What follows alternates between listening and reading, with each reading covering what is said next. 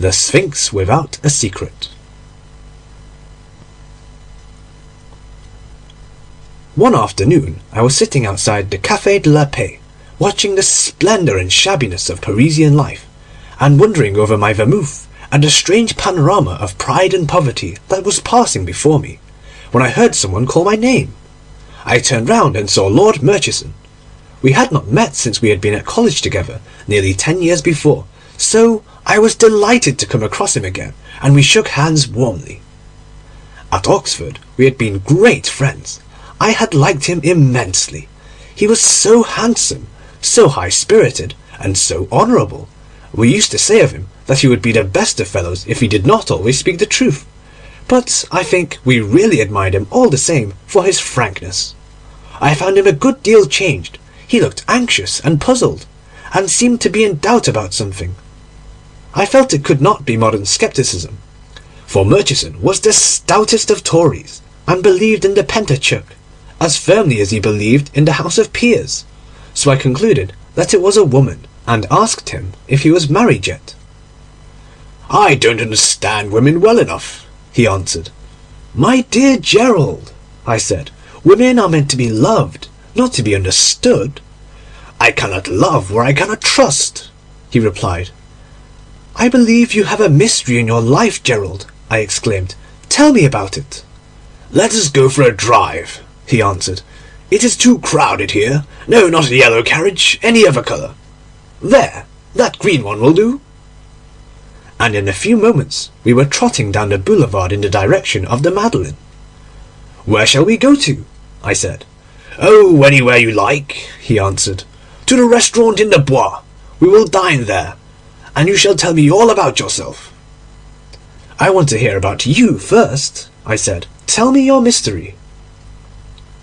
He took from his pocket a little silver-clasped morocco case and handed it to me. I opened it.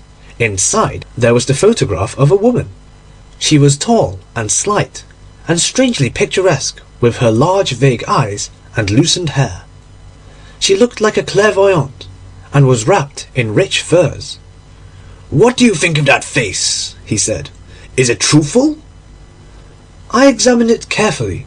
It seemed to me the face of someone who had a secret, but whether that secret was good or evil, I could not say.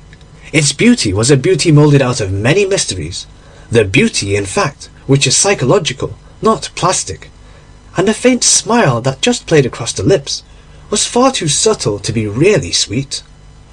"Well," he cried impatiently, "what do you say?"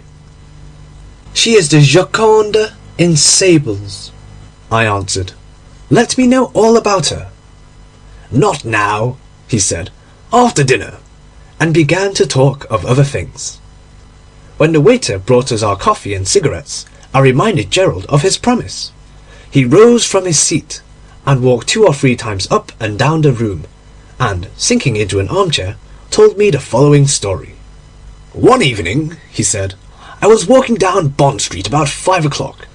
There was a terrific crush of carriages, and the traffic was almost stopped.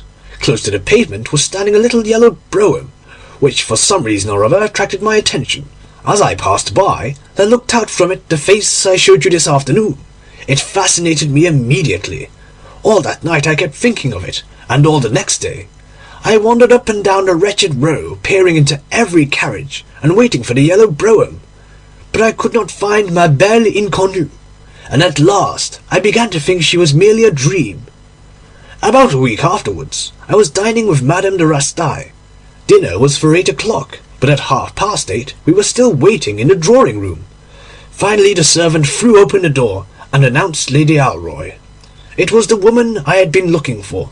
She came in very slowly, looking like a moonbeam in grey lace, and, to my intense delight, I was asked to take her in to dinner.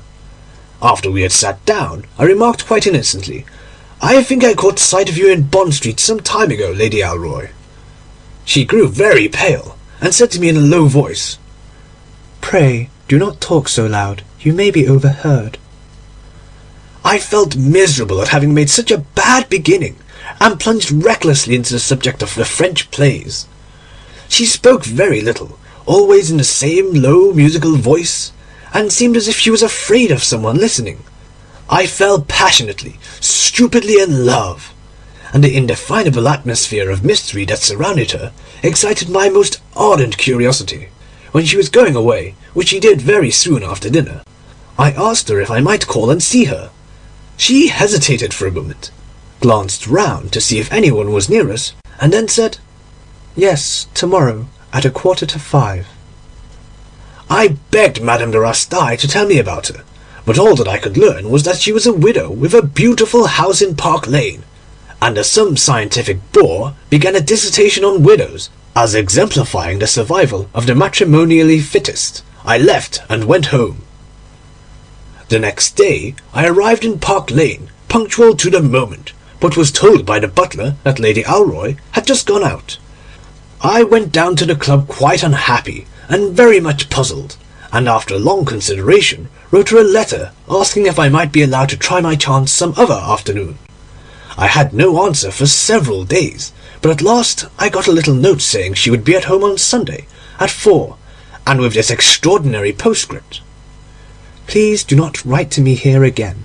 I will explain when I see you." On Sunday she received me, and was perfectly charming, but when I was going away she begged of me, if ever I had occasion to write to her again, to address my letter to Mrs. Knox, care of Whittaker's Library, Green Street. "There are reasons," she said, "why I cannot receive letters in my own house." All through the season I saw a great deal of her, and the atmosphere of mystery never left her. Sometimes I thought that she was in the power of some man, but she looked so unapproachable that I could not believe it. It was really very difficult for me to come to any conclusion, for she was like one of those strange crystals that one sees in museums, which are at one moment clear, and at another clouded. At last I determined to ask her to be my wife. I was sick and tired of the incessant secrecy that she imposed on all my visits, and on a few letters I sent her. I wrote to her at the library to ask her if she could see me the following Monday at 6. She answered yes, and I was in the seventh heaven of delight. I was infatuated with her, in spite of the mystery. I thought then, in consequence of it. I see now. No, it was the woman herself I loved. The mystery troubled me, maddened me. Why did chance put me in its track? "You discovered it, then?" I cried. "I fear so," he answered. "You can judge for yourself." When Monday came round, I went to lunch with my uncle, and about 4 o'clock found myself in the Marylebone Road. My uncle, you know, lives in Regent's Park. I wanted to get to Piccadilly, and took a short-cut through a lot of shabby little streets. Suddenly I saw in front of me Lady Alroy, deeply veiled and walking very fast. On coming to the last house in the street, she went up the steps, took out the latchkey, and let herself in. "Here is the mystery," I said to myself, and I hurried on and examined the house. It seemed a sort of place for letting lodgings. On the doorstep lay her handkerchief, which she had dropped. I picked it up and put it in my pocket. Then I began to consider what I should do. I came to the conclusion that I had no right to spy on her, and I drove down to the club. At 6 I called to see her. She was lying on a sofa, in a tea gown of silver tissue looped up by some strange moonstones that she always wore. She was looking quite lovely. "I am so glad to see you," she said. "I have not been out all day." I stared at her in amazement, and pulling the handkerchief out of my pocket, handed it to her. "You dropped this in Cumnor Street this afternoon, Lady Alroy," I said very calmly. She looked at me in terror, but made no attempt to take the handkerchief. "What were you doing there?" I asked. "What right have you to question me?" she answered. "The right of a man who loves you," I replied. "I came here to ask you to be my wife." She hid her face in her hands, and burst into floods of tears. "You must tell me," I continued. She stood up, and looking me straight in the face, said, "Lord Murchison, there is nothing to tell you." "You went to meet someone," I cried. "This is your mystery." She grew dreadfully white and said, "I went to meet no one." "Can't you tell the truth?" I exclaimed. "I have told it," she replied. I was mad, frantic. I don't know what I said, but I said terrible things to her. Finally, I rushed out of the house. She wrote me a letter the next day. I sent it back unopened and started for Norway with Alan Colville. After a month, I came back, and the first thing I saw in the Morning Post was the death of Lady Alroy.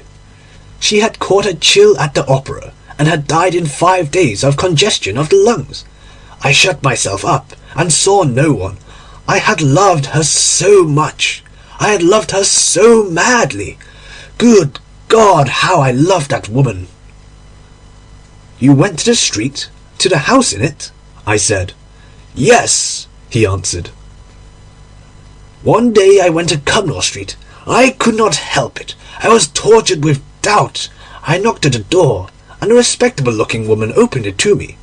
I asked her if she had any rooms to let.